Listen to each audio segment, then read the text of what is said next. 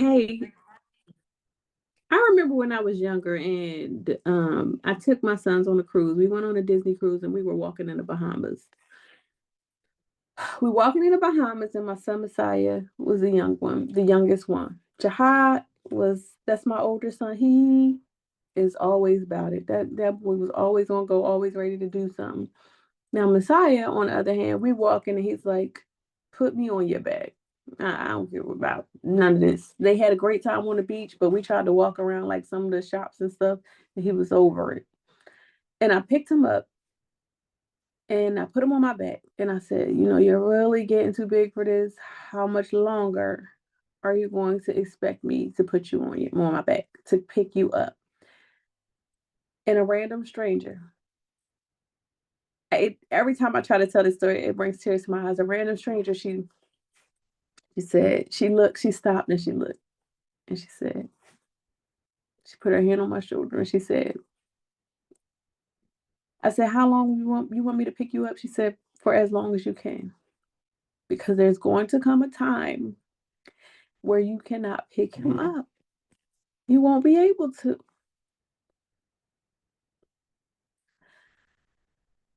It didn't occur to me when my kids were small that there was going to be a time that they will grow up. They are 21. Messiah just turned 21. He is 6'3", and Jihad is 23 years old. It did not occur to me. It did not feel like it for any moms, young moms out there. It gets better. It gets greater. You see how great I look? I bet you ain't know I had a 21-year-old. You wasn't gonna think about me having a 23-year-old. I don't. Maybe you would, but not really. I don't think so. At any rate, it feels like it's going to last forever. You don't see it as a phase of your life to savor and enjoy. And even though people say enjoy every moment because it's going to pass you by quickly, I tried to remain conscious of that because I tried to remember that you got to enjoy these moments now because they will pass by. And I don't want to take life for granted. I don't want to take it for granted that we will all be here. Um, as much as I try to remain aware and conscious, that small random act of kindness, woo wee, did something to me. Showing random acts of kindness really incites your joy. It does something for you. It boosts your mood. It helps spread the joy within you. A few years later, my friend Keon started doing random acts of kindness.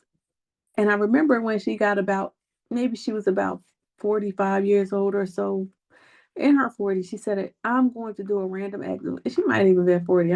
I can't remember. But she's been doing it for a while now. She does it every year now. She said, "I'm going to do 40 random acts of kindness for every day, that represent one day for every year of my birth." And she would go around. I remember she was going around. She would leave a small laundry detergent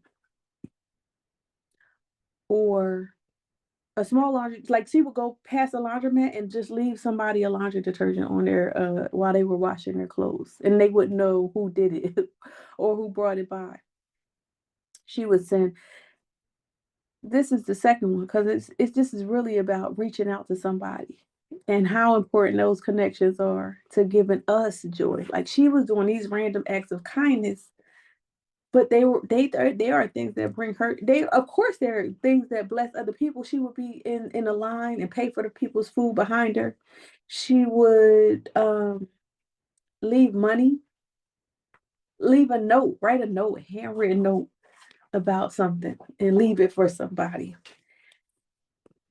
Sending a thoughtful message, calling a friend, spending quality time with a loved one. I know she always talks about spending time, trying to spend time with her sister, and really wanting that relationship to flourish because the connection is a powerful source of joy. Just being connected to someone you love, to someone you can trust, someone you can just relate to is a powerful source of joy. And the other thing is expressing appreciation. Sometimes we get closed mouth, right? Somebody does something for us and we like, thank you.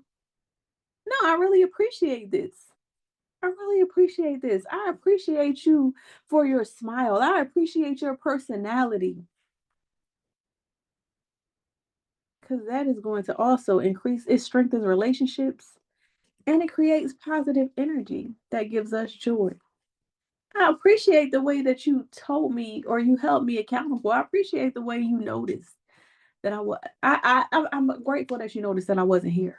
I'm so thankful that you mentioned that to me and brought that to my attention. I'm so grateful that you left me that $1,000. No, just kidding. Well, I'll be grateful for that too, but I'm just saying. This is our 100 Days of Joy challenge, and I want to know what you're going to do today to reach out to somebody in kindness and connection. All right. I'm Lisa Blunt. I'm here with 100 Days of Joy. I shall see you tomorrow. Bye.